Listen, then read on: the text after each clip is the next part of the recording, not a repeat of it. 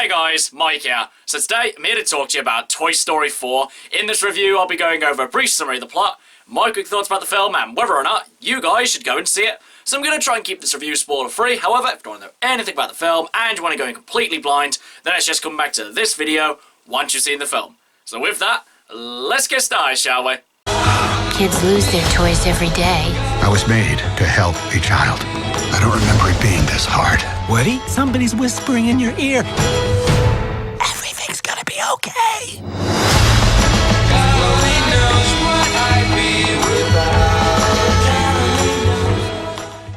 So Toy Story 4 sees the return of Woody, Buzz, the rest of the gang, plus also some new scene-stealing characters such as Keegan-Michael as Bunny and Ducky, and Keanu Reeves as Duke Kaboom. In Toy Story 4, Bonnie, who is the current owner of what used to be Andy's Toys, is now starting kindergarten, and she's finding it really hard to adjust, and she's just generally really upset and just finds it really hard to try and make new friends. So instead of trying to actually make friends, she decides to make a new friend, which is done in the form of another great scene-stealing character, Forky, which really pushes the boundaries of what's considered a toy. So I pretty much guess that the rules of creating a living toy is just give it a face and put your name on it, and that brings it to life. So Woody, seeing how happy Forky makes Bonnie, he decides to make it his personal mission to make sure that Forky is safe at all times. And this becomes increasingly difficult because Forky sees himself as pretty much what he is, just trash, rubbish, and just needs to be thrown away in the bin. But Woody being Woody has none of it. He tells Forky that he is now a toy, and it's his job to make sure that Bonnie's happy.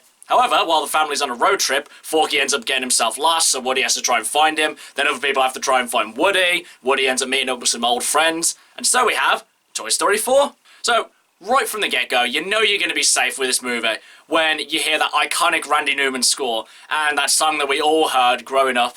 So I think you can gather from the summary that I just gave that this movie's not set in our present day, and it's just really kind of set a couple of weeks, or it might be a couple of years, or it might just be a couple of days after Toy Story 3. And I think that was really a good idea, because you could have ran the risk of just pretty much repeating the story of Toy Story 3. Although actually, if it was set now, Bonnie probably would have been the same age as Andy in Toy Story 2. But hey, who knows?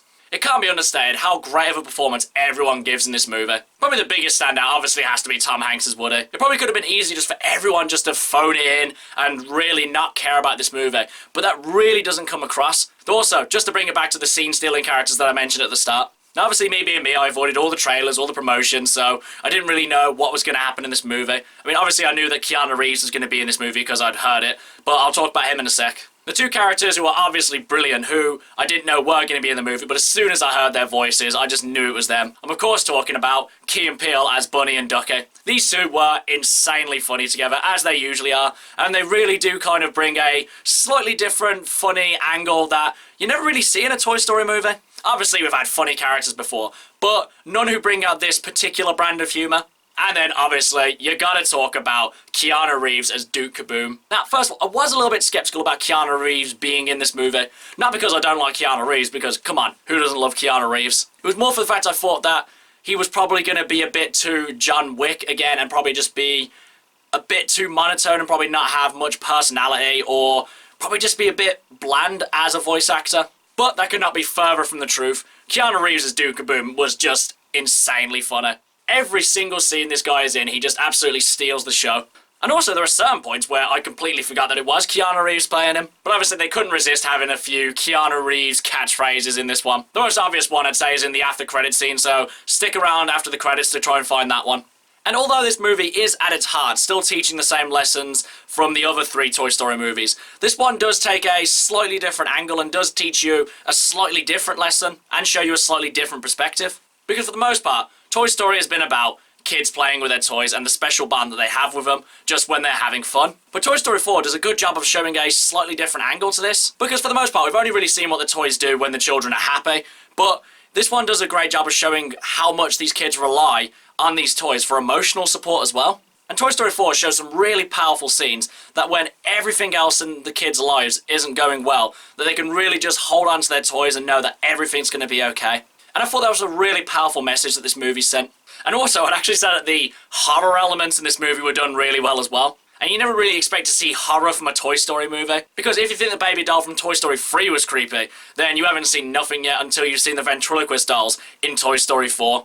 And to make matters worse, there's not just one of them, there's like 4 of them. And I wouldn't say that Toy Story 4 is insanely funny, but there wasn't any point where any of the jokes fell flat or really didn't come across as funny. That's not to say there weren't insanely funny scenes, it's just I don't think the comedy angle is its strongest leg to lean on. And also, we've seen a fair few personality types from these toys. Ones who are absolutely insanely loyal to their kids, ones who have absolutely given up on kids and actually hate them, and hate other toys for liking them. But Toy Story 4 shows off a slightly new character type in the form of Bo Peep. Because instead of being insanely loyal to kids or hating other toys, instead she decides she's more of a free toy. She goes around the world, she finds different kids to play with, and she just kind of just lives free and doesn't really settle down. And I thought that was a new, fun, interesting angle. But ultimately, the biggest questions for Toy Story 4 are, is it as good as Toy Story 3? And was this movie necessary to make? So first of all, is Toy Story 4 as good as Toy Story 3? And I'd have to say, no, it's not. That's obviously not to say that Toy Story 4 is bad in any sense. It's just I think that Toy Story 3 was a lot more culturally impactful, it had a much better ending, it was a lot more of a tearjerker, and overall I think it just had a better story. But again, that's not to take anything away from Toy Story 4. It's just really hard to be better than Toy Story 3 when it's probably one of the greatest animations ever made. But also, was this movie relevant? And I'd say yes and no. I'd say no because Toy Story 3 had such a great ending and really tied the franchise in a nice, neat little bow. But I'd also say it is relevant because, like I've said, it does teach slightly different lessons and it shows different sides of the kids and toys that we've never seen before. And it's just a really good movie. And I probably would have been just a little bit more engrossed and a little bit more invested in the movie had I not had a bad viewing experience. Because I had people talking in front of me, I had people talking behind me, I had people on their phones, I had like this one particular kid who just kept screaming at different intervals in the movie. And it became really hard to focus on this movie.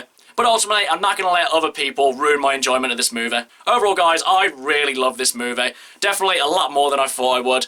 There was great performances all around, the score was great, the animation was gorgeous, and classic Pixar perfection. Like I said, probably the biggest problems that this movie has is its relevance and whether it's as good as Toy Story 3. But if you can look past this one not being necessarily as good as Toy Story 3 or arguing about its relevance, I think you'll have a really good time with this movie. But now, as for whether or not you guys should go and see it, I think it's pretty obvious that I'm telling you that you should go see this one. But if you're a massive Toy Story 3 purist and you think, oh, they don't need to make any more Toy Story movies, then I'd say go see it anyway because I really was proven wrong with this movie. And also, probably in the next 9 or 10 years, we'll have Toy Story 5 to look forward to. And seeing as Toy Story 4 was as good as it was, I cannot wait to see if they do make a Toy Story 5.